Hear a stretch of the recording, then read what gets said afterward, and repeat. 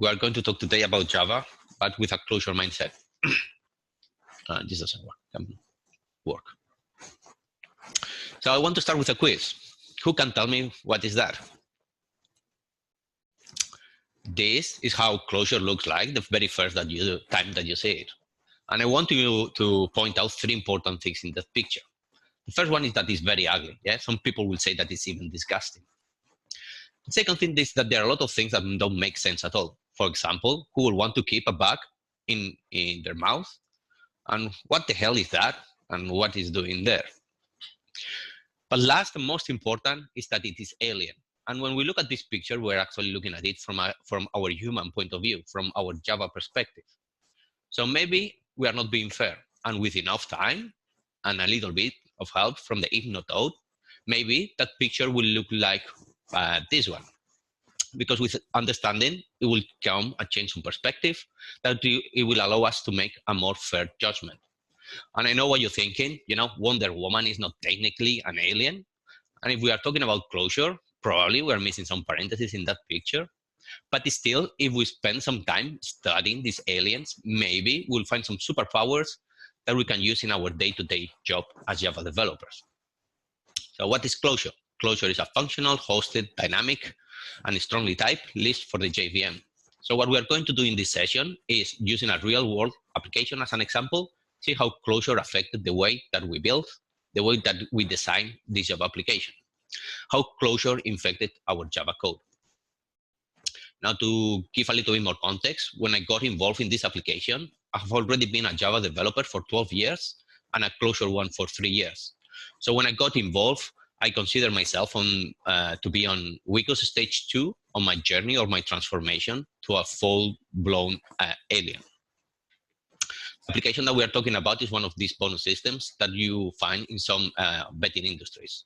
Those of the kind of, if you put some money in your account, we will give you double the amount, or if you join us now, we'll give you £1,000 cash free.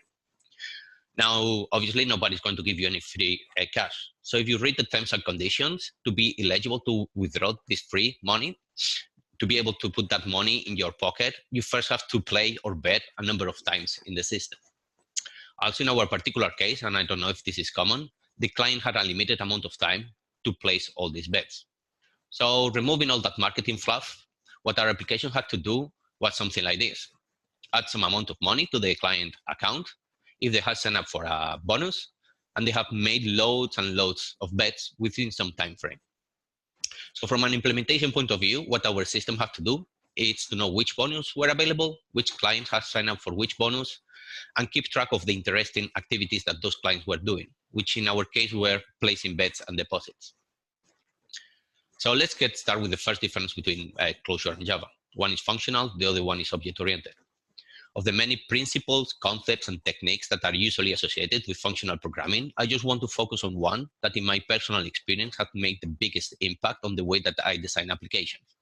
And I think it's especially important because it's easy to translate to most languages. That's the concept of pure functions. Pure functions are pieces of code that for a given input, they always return the same result. Yeah, always. So same input, same output. So why are pure functions so important? Pure functions have multiple benefits, but the key one is that pure functions are easier to reason about because all the code within a pure function just depends on those input parameters. So the context that you need to keep in your head to understand the code is really small. Pure functions are a little bit like physics laws because once you understand, how a pure function works, you can rely on it working exactly the same every single time. And as pure functions are easier to understand, it also means they are easier to change. And change is what we developers do for a living. We rarely write any new piece of code. Most of the time, what we are doing is just making changes into an existing system. Even if you created a project 15 minutes ago, you are actually just changing that existing system. And when we talk about pure functions, we have to talk about its evil twin, side effects. Side effects are those things that make it hard to understand your code to understand, because suddenly to understand a piece of code is not just enough to look at that code and the input parameters. Not do you need to understand its dependencies and the dependencies and the library uses by those dependencies, and all the possible states in the database and all the possible states in the network and all the possible things that multiple threads could be doing at the same time. So the context that you need to keep in your head is really, really big. Once you hide side effects, you are not sure what's going to happen once you make a change. Well, that's what's quite of a side effect. And this happens to us all the time. We make a small and what we think is an innocuous change in one side of the application, and then suddenly a completely unrelated feature in another side of the application breaks without you noticing. So for me, the key insight on functional programming is that side effects are the enemy. So functional programming is all about fighting and controlling side effects. There are basically two types of side effects. Those effects that change the state of your application, and then we have I/O side effects. Of the I/O side effects, I want to distinguish between input side effects, sometimes called co-effects, and output side effects, sometimes just called effects.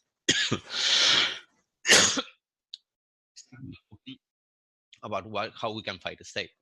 In the case of our bonus system, our track of the client progress.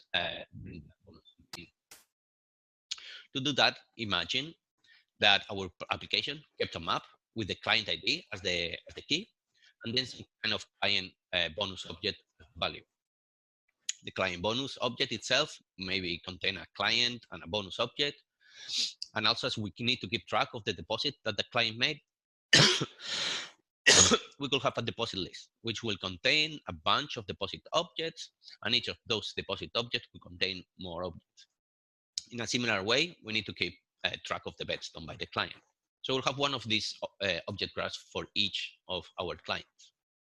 Now, when it came to state management, what I would traditionally have done is make each object responsible for managing its own state. So the map will get like a little machinery, its own piece of code to manage its internal state, and to make sure that if several threads try to manipulate or read the map, they will all see a consistent state. In a similar way, the client bonus object will also be responsible to manipulating its own internal state and provide a consistent view. And the same for each and every object. Now, from a complexity point of view, what does it mean that each object gets its own little machine to control the state? Each of these little machines are possible side effects that you have to take into account whenever you are making changes to that code. So you not only have to think about the business logic that you're trying to write, you also have to think about any timing issues due to concurrent access to those objects. So the code is mixing in the same place business rules and concurrency rules. So what Clojure teaches us is that to simplify this, what you want to do is separate that application logic, your business logic, from any state management. So you don't need to think about them at the same time. So how do you do this? First, by making everything immutable. Yeah, everything is a value, even that map holding all the client bonuses. Not that everything is immutable. When writing your application logic, you don't need to think about timing. You don't care about what all the threads can be doing at the same time, because none of them can change that object graph. So this frees your mind. This makes writing your application a lot simpler. For the state management part, Clojure comes with a construct or a class called an atom, which is basically the same as Java atomic reference, but with a little bit of additional functionality. Let's see how an atom works. An atom holds a reference to that whole immutable object, to that whole immutable state. Yeah? And your job as a developer is to write a function that takes that current state as a parameter, and it produces a new state. And the atom machinery will make sure that the transition from one state to the next is done in an atomic, consistent, and isolated way. To understand it better, let's say what happens if two threads try to change the state of that atom at the same time. Initially, both threads will get that initial state and will start doing their calculation that produces the new state. Let's say that thread number 1 finishes before thread number 2. At this point, thread number 1 will try to change the state of the atom to the new green value. And to do that, it will ask the atom to do a compare and swap operation.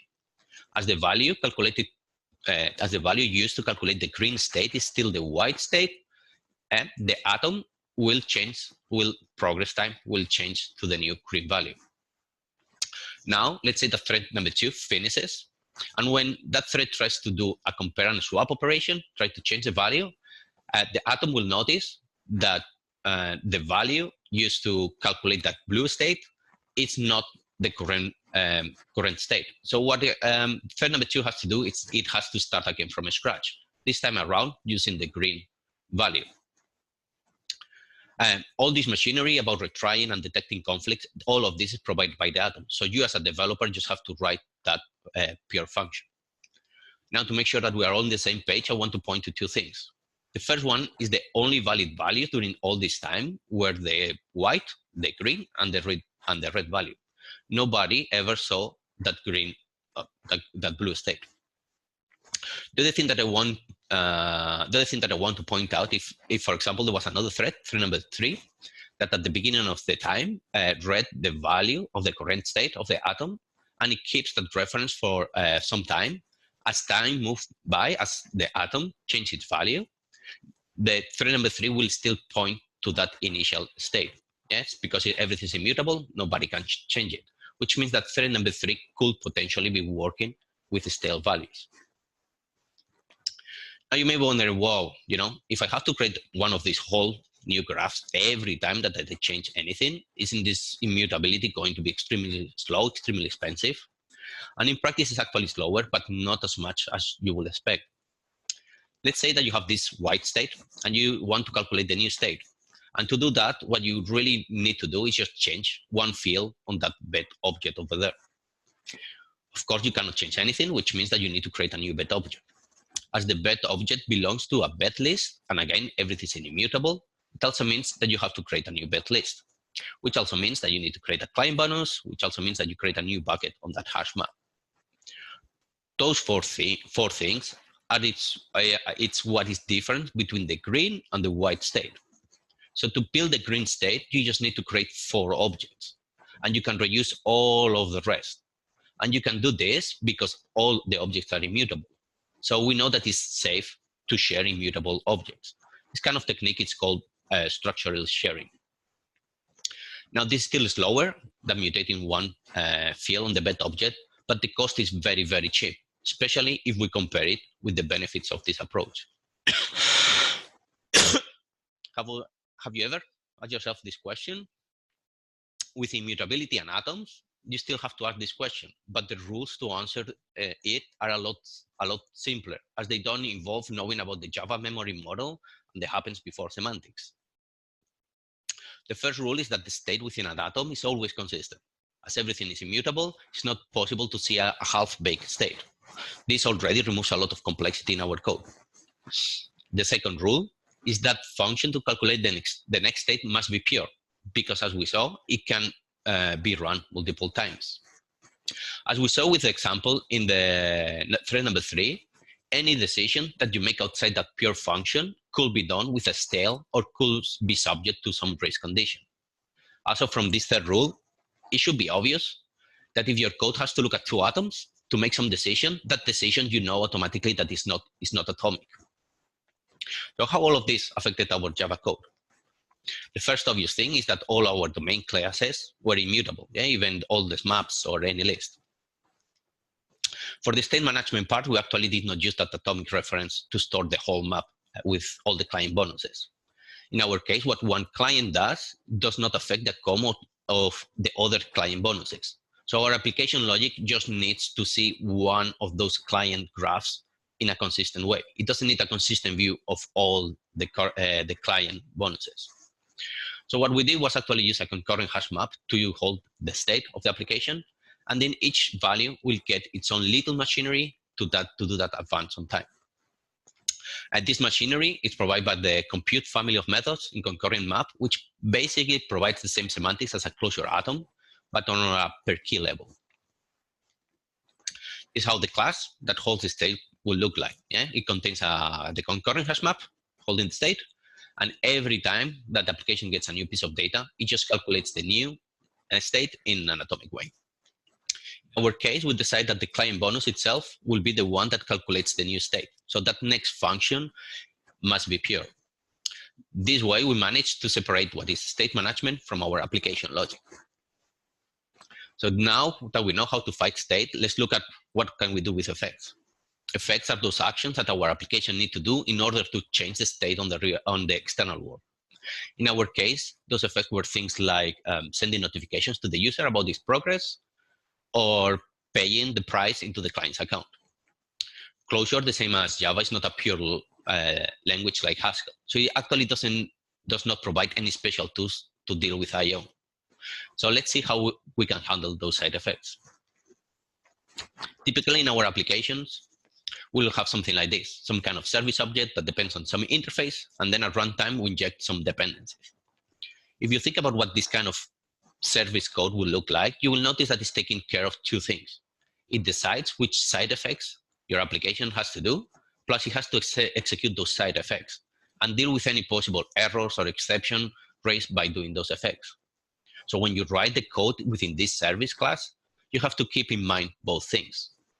So if we want to follow a more functional approach, we want to separate those things so we can work on them independently. On one hand, we want to decide which effects will need to be performed. And on the other hand, we want to deal with the messy and ugly details about interfacing with the external world.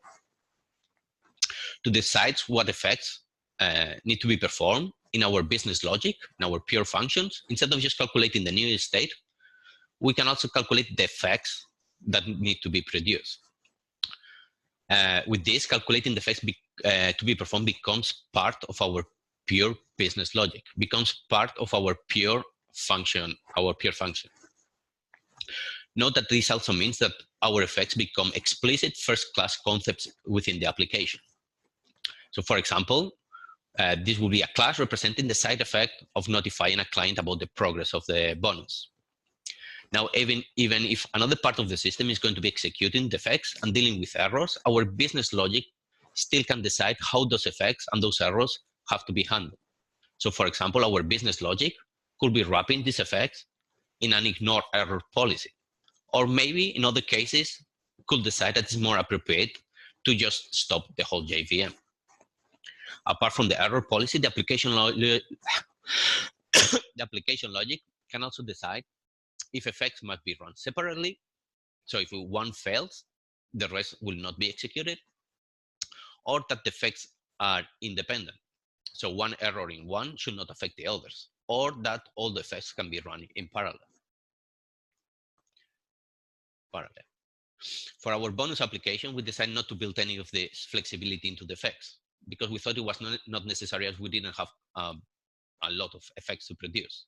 And instead, we went for a very rigid, very static way of defining the effects and encoding the Java type system what were the possible valid chains of effects. So now that we have a description of what effects we want to run, we still need to run them. We still need to execute them. So some piece of code needs to go and interpret this description of the chain of effects.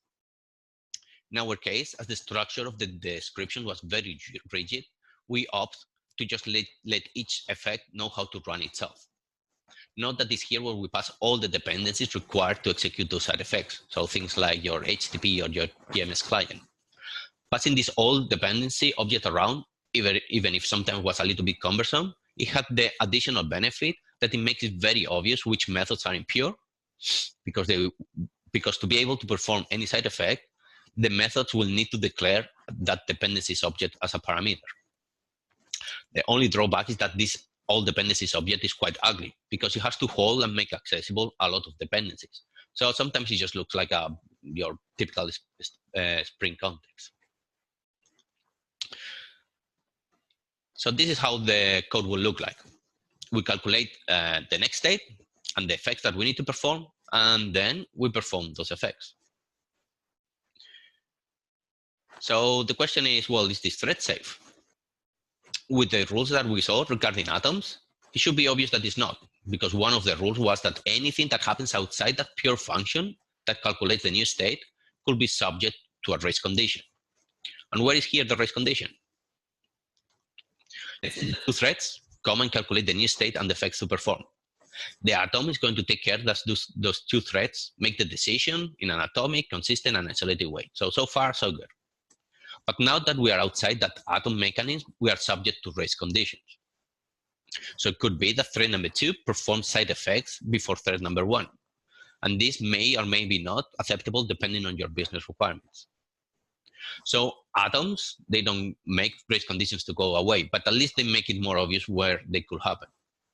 If you, in your application, this kind of race condition is not acceptable, possible option is to use agents.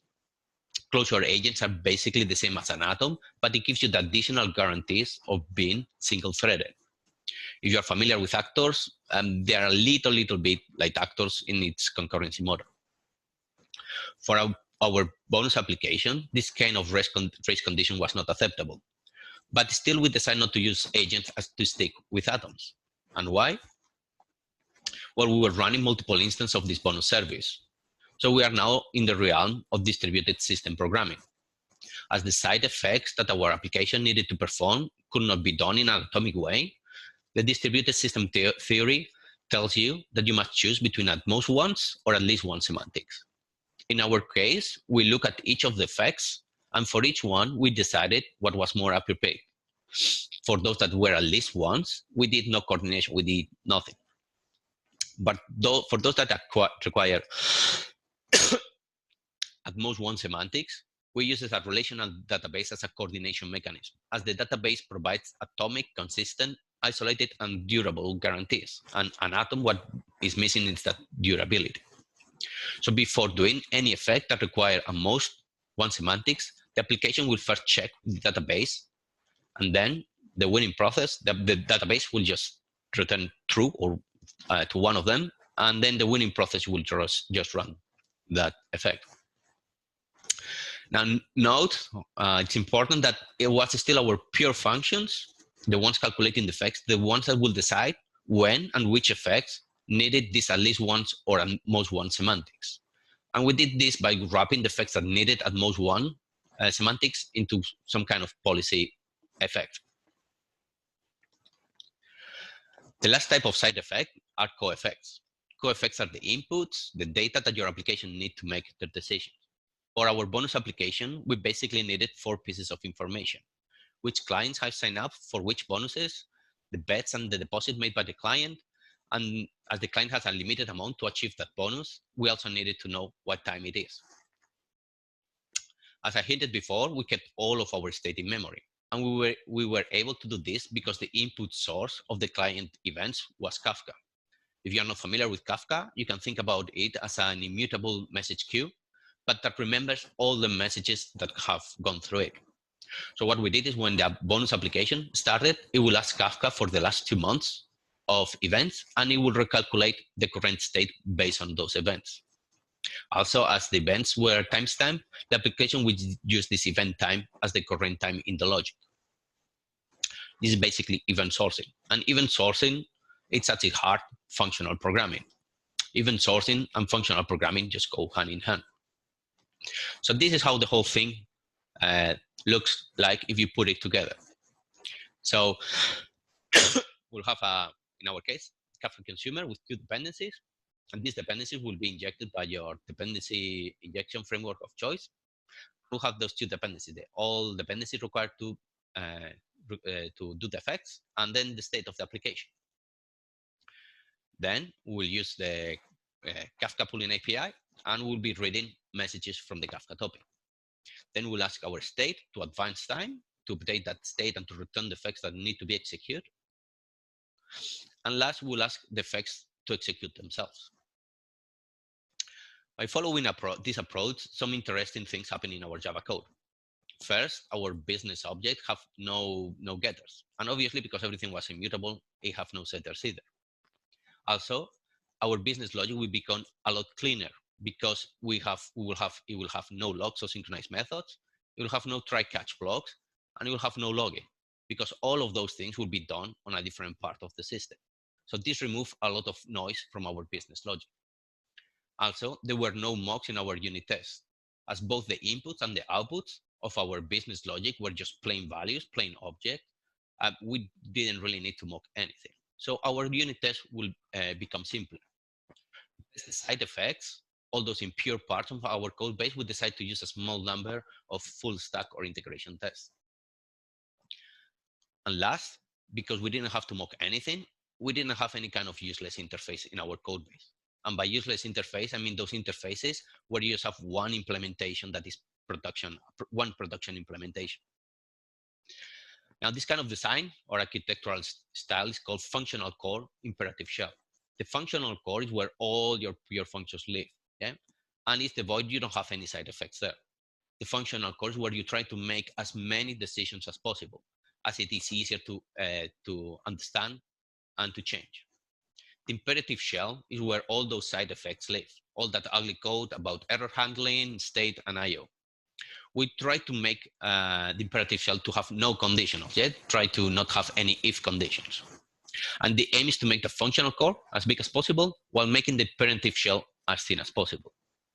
As there are other architectures with the similar circular shape, I want to make something very clear.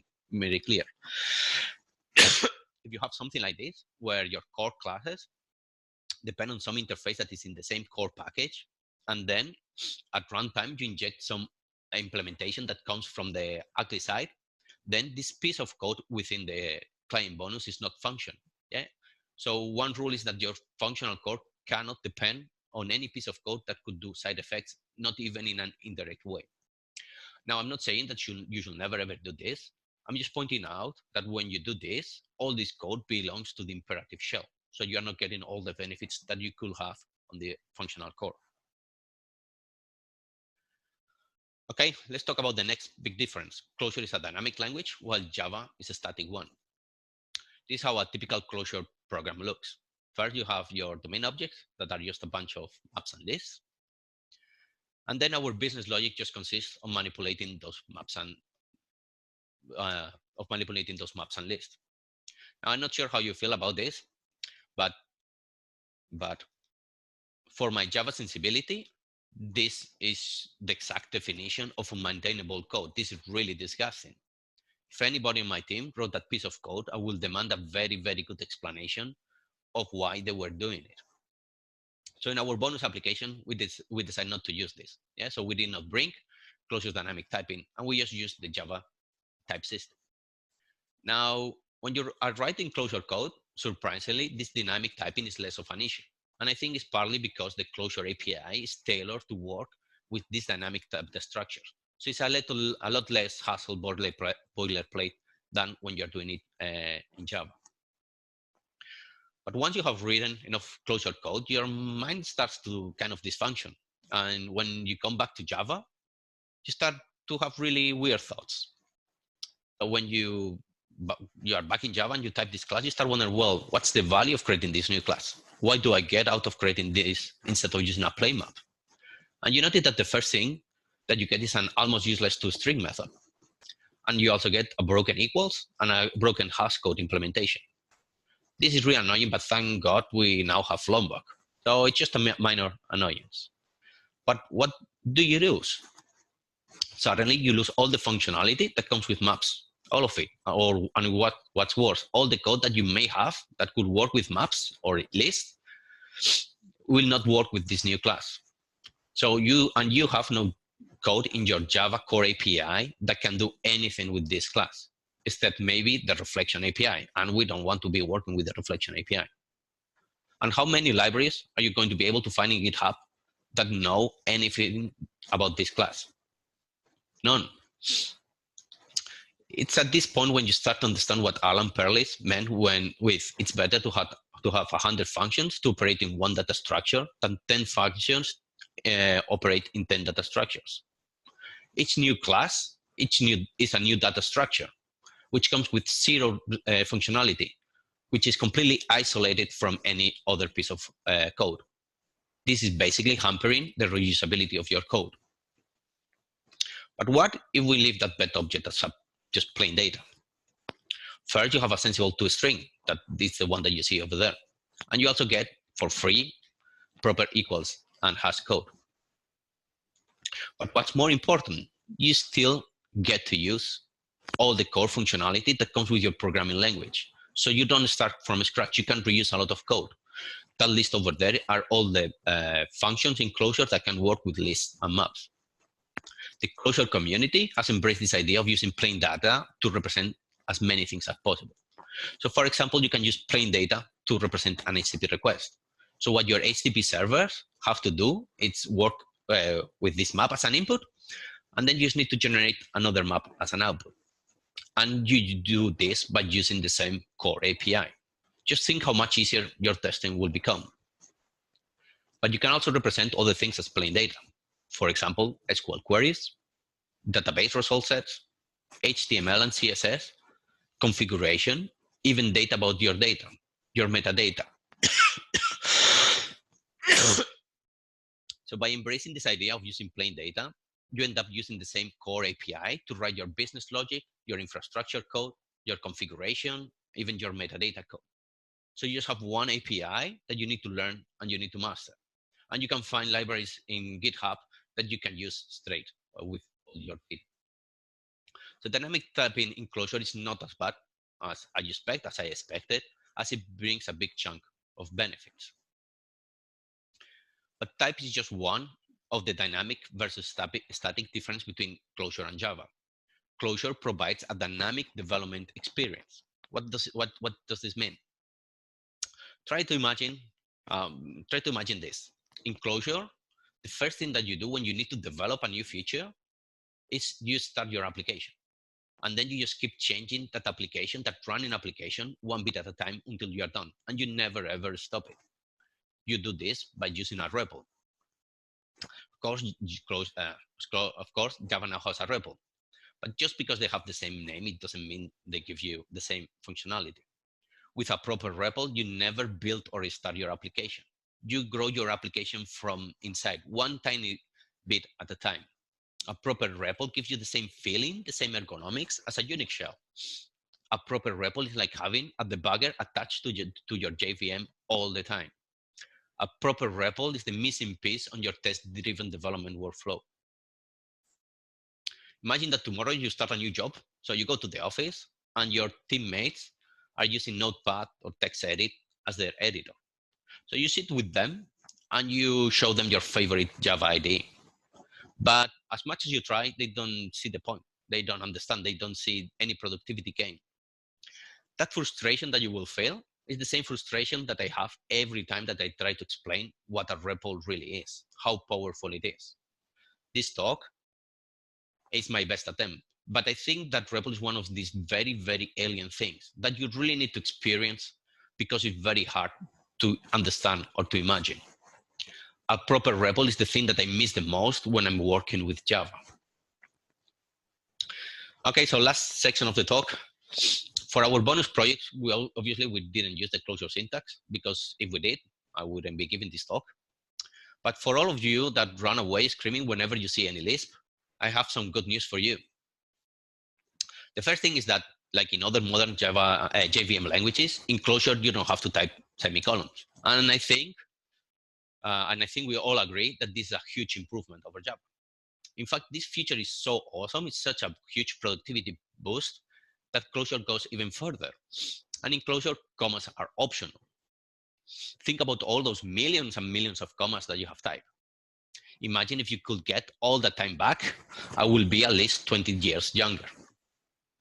But I know what you're thinking. Wow, what about all those pesky parentheses that Lisp are so infamous for? Well, even here I have good news for you. Those are two pieces of code from one of my teams. When we were learning Apache Spark, we happened to write basically the same application, both in Clojure and Java. This is the main logic of the application. And as you can see, it's basically the same, but there is one important difference. Let's count the number of parentheses. If you see, the Java version has 16 parentheses, while the Clojure version has 10 parentheses. So when you're writing Clojure, you write 40% less parentheses than in Java. But not only that, the Clojure version of this application had 1/10 of the code. 1/10. Imagine if you could delete 90% of your code base. Wouldn't that make everything a lot simpler? But enough of silly joke. Let's look at why Lisp people are so in love with their parentheses. And for this, I'm very sorry, but I'm going to have to show you a little bit more Clojure. This is your typical Clojure program. We are defining a function that takes two parameters and returns a map with the timestamp of the computation plus the sum of those two parameters plus 1. And okay, maybe this is not how you actually write Clojure, but this is essentially what you're doing when you type Clojure. And what is this? These are just lists and maps and longs and strings and something called symbols, keywords.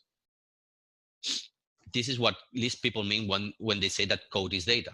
Because if you look at it, that's just data, just plain data. And because it's data, we can manipulate it, we can generate it, we can analyze it with exactly the same tools, the same APIs that we use for our business logic, our infrastructure code, our configuration. So metaprogramming in Lisp, in Clojure, so writing programs that write programs, it just becomes a matter of working with lists and maps. This is why Lispers love their parentheses so much. So in summary, try to write as many pure functions as possible. It will make your application easier to understand. After using Clojure, I see the dynamic versus static type as a trade-off. But after enjoying the Clojure dynamic development experience, I wouldn't want to miss it ever again. And please don't be scared of parentheses. The same way that you will not write Java without an IDE, you will not write Clojure without one. And the IDE is going to take care of all those scary parentheses. And remember that there is a very good and powerful reason behind them. And I want to finish with another quote from Alan Perlis. A language that doesn't affect the way you think about programming is not worth knowing. Clojure has been for me one of those languages. Immutability by default, functional programming, dynamic typing, the REPL, Lisp syntax, macros, everything as simple data. All those things have been big lessons for me. They have changed the way I approach programs. They have changed the way I build applications. They have changed the way I design systems.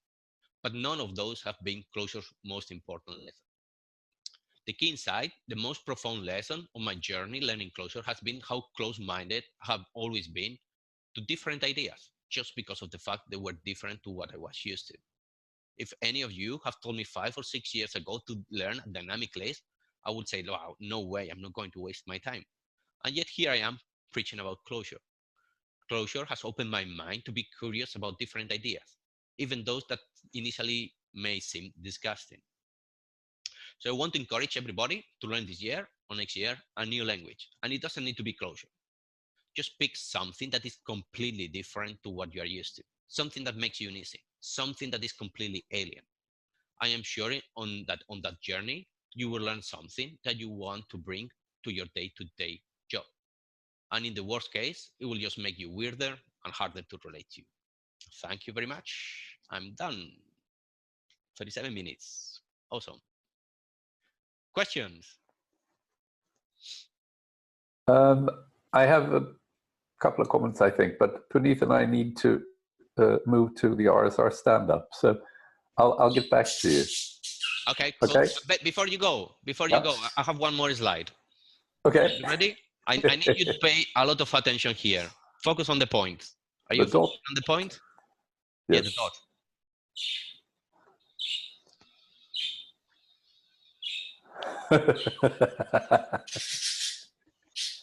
Okay, you can leave. That's okay. my final job. We have been brainwashed.